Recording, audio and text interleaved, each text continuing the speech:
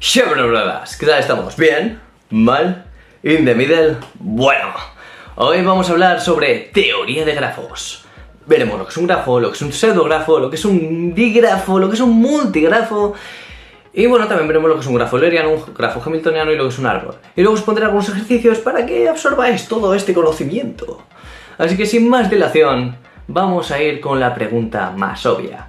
Y esta es... ¿Qué es un grafo? Un grafo es un par ordenado de dos conjuntos, un conjunto V y un conjunto E, siendo el conjunto V un conjunto de objetos arbitrarios, mientras que el conjunto E es un conjunto de pares de elementos de V distintos.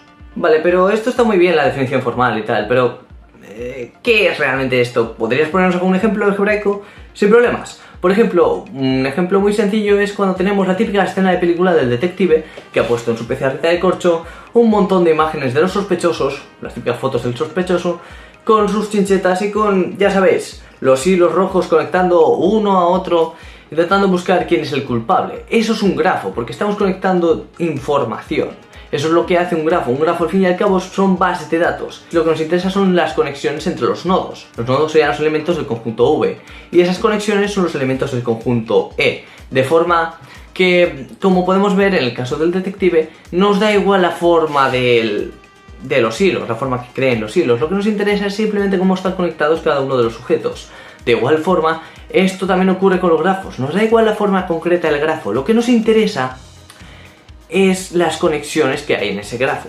De forma que estos grafos que estás viendo, bueno, este grafo que estás viendo, a pesar de estar sufriendo una serie de transformaciones, sigue siendo todo el rato el mismo grafo. Digrafos, multigrafos y pseudografos. La diferencia principal entre un grafo y un multigrafo es que en un grafo dos vértices están o bien conectados o bien no están conectados. Ahora bien, en un multigrafo un par de vértices pueden estar conectados 1, 2, 3, 4 o las veces que quieras. Entonces ahora la cosa cambia bastante y podemos obtener figuras de esta forma. Claro, esto nos da opción a ver cosas más complejas y más interesantes. Además de eso, también tenemos otra cosa muy interesante y son los pseudografos. Los pseudografos se diferencian de los grafos con que un vértice puede estar conectado a sí mismo. Si vamos a la definición de grafo, vemos que los elementos de son pares de V con dos elementos distintos, no del mismo elemento. Sin embargo, en los pseudografos esto no ocurre. El vértice 1 puede estar conectado al vértice 1 y el vértice 2 puede estar conectado al vértice 2 también. Entonces, son vainas bastante distintas los pseudografos y los grafos. Algunos libros consideran llaman grafos a los multigrafos y se refieren como grafos simples a lo que aquí estamos llamando grafos. Pero bueno, vamos a utilizar esta nomenclatura a lo largo de este vídeo y de toda la serie de vídeos que voy a hacer en este canal acerca del tema de grafos. Dicho esto, también tenemos los grafos dirigidos o digrafos. Un grafo dirigido básicamente es un grafo con dirección, con sentido de dirección. Y aquí lo único que cambia es que hay un vértice que va antes de otro, con lo cual ahora ya no son pares cualesquiera, sino son pares ordenados. No es un conjunto de dos elementos, sino una dupla. Esa es la principal diferencia entre un digrafo y un grafo.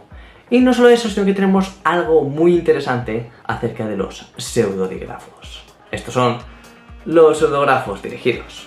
Y es que los pseudografos dirigidos sirven para representar relaciones de orden. Grafos eulerianos. Os voy a poner un problema muy chorra, casi a nivel de pasatiempo. Quiero que encontréis un camino que pase por todas las aristas sin repetir ninguna de las aristas. Os dejo unos segundos, pausar el vídeo si queréis y hacerlo tranquilamente. ¿Ya lo tenéis? Bien, aquí tenéis el camino, es este. El concepto de camino en un grafo es bastante simple, es una sucesión de vértices o de aristas, se puede definir de ambas formas.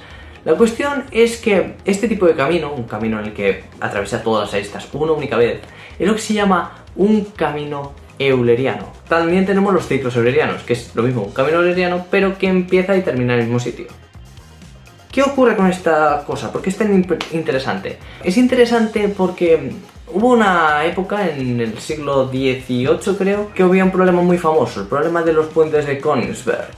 Y nuestro amigo Euler, que siempre está por todos lados, lo resolvió este problema y dio una solución convirtiendo este esquema que tenemos de los puentes en simplemente un multigrafo. ¿Os acordáis que era un multigrafo, no? Pues en este multigrafo.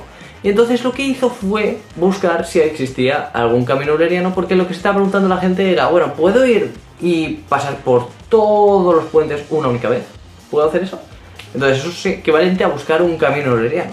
Lo que se propuso Euler fue buscar si eso tenía algún tipo de camino euleriano, porque resulta que hay grafos que no son eulerianos, es decir, que no tienen ciclos eulerianos.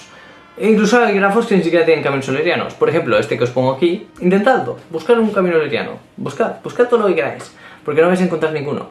¿Y cómo sabemos eso? ¿Cómo se deduce tal cosa? Bueno, pues lo que se fijó Euler era en el grado de los vértices. El grado de un vértice o nodo es la cantidad de adyacencias que tiene, la cantidad de vértices adyacentes que tiene. Un vértice se dice que es adyacente a otro si está conectado por una arista. Entonces podemos ver que este vértice tiene 3 adyacencias, por lo tanto tiene grado 3, este otro tiene grado 4, este otro tiene grado 5 y este otro tiene grado 7. Vais pillándolo, ¿no? Es una idea bastante simple. Entonces ahora vamos con el primer teorema fundamental de la teoría de grafos. Este teorema, bueno, se llama así porque fue de los primeros teoremas que se hizo en la teoría de grafos, lo de fundamental lo he metido yo sin querer, perdonad chicos. Nos dice simplemente que un grafo es euleriano si y solo si tiene todos sus vértices de grado par. Grafos hamiltonianos. La idea detrás de los grafos hamiltonianos es muy similar a la idea detrás de los grafos eulerianos. En los grafos eulerianos buscamos un camino que pase por todas las aristas sin repetir una arista. En los grafos hamiltonianos buscamos un camino que pase por todos los vértices sin repetir ningún vértice, es decir, estamos cambiando los vértices por las aristas. Por ejemplo, este grafo de aquí es hamiltoniano. Podéis ver claramente que podemos ir pasando por cada uno de los vértices, pasamos por todos, veis que los voy coloreando, y no he repetido ninguno, por lo tanto podemos concluir que es hamiltoniano. Que sea hamiltoniano no implica que sea euleriano. Como habéis visto, no hemos pasado por todas las aristas. Hay muchas aristas por las que no hemos pasado, como las que estoy pintando ahora. Existe una condición suficiente para que un grafo sea hamiltoniano, y esta condición es que para todo vértice del grafo se cumpla que su grado sea mayor o igual que la mitad del número de vértices que tiene el grafo.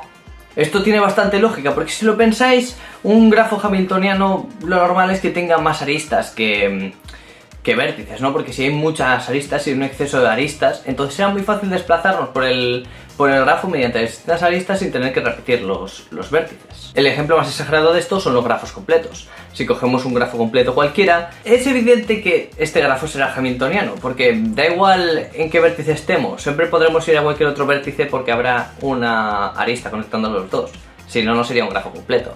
Con lo cual, cualquier grafo completo es hamiltoniano. Tras haber visto lo que es un grafo hamiltoniano, vamos a pasar a ver el último tipo de grafo que vamos a estudiar.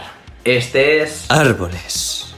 ¿Qué es un árbol? Un árbol es simplemente un grafo conexo, sin ciclo. Vale, que tenga ciclos ya hemos visto lo que es, ¿no? Un camino que va de un vértice al mismo vértice. Pero, ¿qué es un grafo conexo? Un grafo conexo es aquel tal que existe un camino entre cada par de vértices del grafo. Por ejemplo, este grafo es conexo, pero este otro grafo no es conexo. Los grafos disconexos, que son aquellos que no son conexos, se dividen en componentes conexas. Estas componentes conexas no son más que los subgrafos conexos maximales de este grafo. ¿Esto qué significa? Esto significa que estamos cogiendo los subgrafos de este grafo. Un grafo es simplemente el resultado de coger ese grafo y quitarle vértices y aristas. Evidentemente, si le quitas un vértice, no puedes dejar aristas que están conectadas a ese vértice.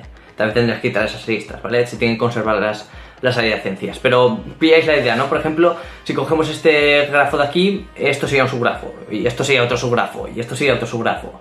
¿Qué significa un subgrafo conexo maximal? Un subgrafo conexo maximal es el subgrafo con la máxima cantidad de vértices y aristas que es conexo. Subgrafo del grafo original, obviamente. Estas son las componentes conexas. Fijaros que si ponemos la máxima cantidad de vértices y de aristas para que esto ocurra, obtenemos varias posibilidades, varios maximales. Por eso se llaman maximales y no máximo, porque no es una relación de orden total, sino que hay varios distintos resultados, varias componentes conexas. Y esto forma una clase de equivalencia, donde dos elementos del grafo son equivalentes y están en la componente conexa. Las relaciones de orden las podemos representar con pseudodigrafos, y las relaciones de equivalencia las podemos representar con grafos disconexos. Curioso cuando menos, la verdad. Ejercicios. Vamos con los ejercicios. Y como son ejercicios de grafos, es muy interesante poder dibujar por encima, así que os recomendaría que hicierais captura y lo veréis en alguna aplicación donde podáis pintar un poco por encima, con el móvil o con la tablet o con el ordenador o con lo que sea que estéis usando para ver este vídeo. Dicho esto, sin más dilación, vamos con el primer ejercicio.